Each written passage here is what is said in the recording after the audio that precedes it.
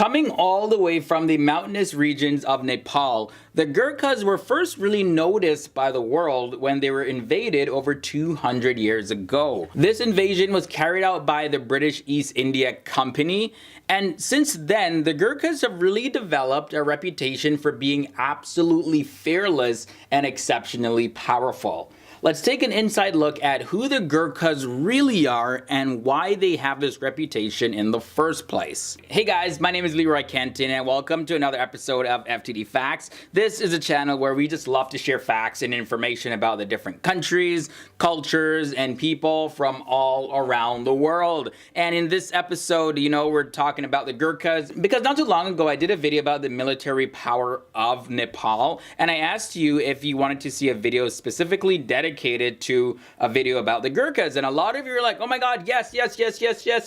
So here's the video. Now, before we dive into everything, this episode of FTD Facts is brought to you by Vikings War of Clans. Vikings War of Clans is a browser game that a lot of you enjoyed playing before, so I'm really excited to feature them again. Vikings War of Clans is a game that Dave and we've played and we love it. The controls are easy to learn, the graphics are amazing, the whole gameplay experience it's pretty simple to get into. Not to mention, it has a massive social aspect where you can connect with millions of players from different countries all around the world. And with that said, there's an interesting fact about that because there's more people playing Vikings right now than the total number of Vikings that ever lived on planet Earth. And the greatest thing about this game is that it's completely free to play. So I have the link down below in the video description where you can start playing right now. And just as an added bonus, you'll get 200 extra gold coins to kickstart your adventure. For an awesome gaming experience, I highly recommend Vikings War of Clans. All right, guys, so let's just jump right into the facts and everything. And the first thing I want to look at is the meaning of the term Gurkha and where it all came from. So historically, the terms Gurkha or Gurkhali were really synonymous with Nepali, which originates from the hill principality Gorkha Kingdom. And this is a kingdom from which Nepal expanded. Now, when we look at the name Gurkha, the name can be traced to the medieval Hindu warrior Saint Guru Goraknath, and the word itself comes from Goraksha. And when you break it down in the Nepalese language, the word Raksha becomes Rakha, and so this longer word Rakawala means protector, and it's derived from the term Raksha as well. And Go is cow, so it pretty much means cow protector, and that name pays tribute to their deity. Hope you followed that. I know it's kind of like a little bit difficult for me to break it down to when I was doing the research.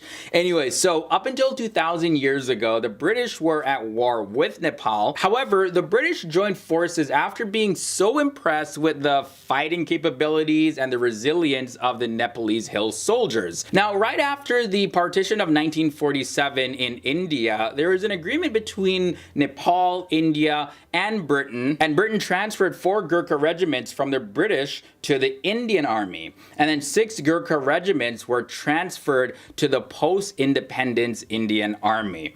The majority of Gurkhas were given a choice where do they want to go, between the British Army or the Indian Army service, and the majority of them chose to join the Indian Army. Now, this reason, of course, makes sense because the Gurkha regiments of the Indian Army would continue to serve in their existing roles, nothing completely changed, so nothing would change about that, and they're also in a familiar territory under similar terms and conditions that were completely established from before. And on the flip side of that, if they went to the British Army, they would be fighting in a completely different environment that they weren't really familiar with. And all the rankings and roles and everything would have to be changed up. So if you and I were given the choice, we'd probably do the same thing like majority of the Gurkhas did. Back in the 19th century, the British officials declared the Gurkhas as a martial race, a term describing people thought to be naturally warlike and aggressive in battle. So now the Gurkhas were famed for carrying their kukri, which also is sometimes called a kukuri. And this kukuri or kukri, depending on the term you want to use, is the national weapon of Nepal.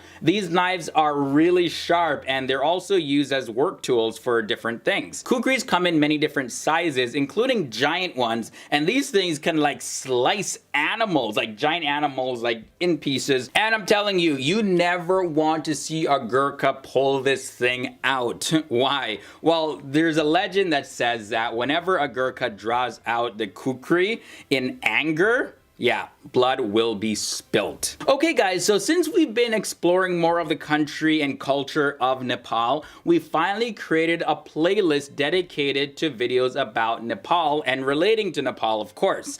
Now, a lot of you have been asking for more videos like this, and we're like, yeah, we've done more videos about Nepal, but I get it. Like, we post a lot of videos here on FTD Facts, and our library of videos is so huge right now, so a lot of times you may not necessarily be able to find easily the topics that you want to learn about. So that's why we created this playlist. I'll have it in the card section of this episode as well as down below in the video description. And for those of you who want to watch this entire episode before you click away, I'll also have it at the end screen. So enjoy that playlist. You're going to learn a lot about Nepal and relating subjects. And leave a thumbs up on this video for Nepal. I mean, like, it's an amazing country that needs to be more in the spotlight of our world. All right, so back to the Gurkhas now. Today, the Gurkha soldiers are still a very important part of the British Army. In recent history, the Gurkhas have served in Iraq as well as Afghanistan, and they've also served in the Falklands as well as the Gulf War, and all Gurkhas to this day live incredibly tough lives before they actually sign up to be in the army. And you see, this real hardness and toughness that they develop from living in the Himalayan homelands is really a key point that makes these soldiers such great members of the British Army. They're also involved with peacekeeping missions, and they've also taken part in Kosovo, Bosnia, and Sierra Leone. So those are some places among many that they've served. And yeah, they're still known to be so loyal because of their bravery and their professionalism. There is one quote that says, "If a man says he's not afraid of dying, he is either lying or he is a Gurkha." And that was said by Field Marshal Sam Manekshaw, who is the former chief of staff of the Indian Army. To even join the Gurkha forces, you gotta work your butt off. The Gurkha selection process has been said to be one of the toughest in the entire world. Their training ends off with an intense doko race, which involves carrying 25 kilograms of sand while running up a steep 4.2 kilometer course. They're also required to do 75 bench jumps in 1 minute and 70 sit-ups in 2 minutes. Gurkhas are recruited at around 18 or 19, and they do not retire until they're 45 years old. And one thing you really got to be clear about is that Gurkhas have grown up in extremely difficult environments in the hills of Nepal, and as a result, their bodies are simply on a different plane than the average person. Just to give you an example, there's an annual race called the Trail Walker 100 kilometers, and literally the fastest British team completes this in around 12 or 13 hours.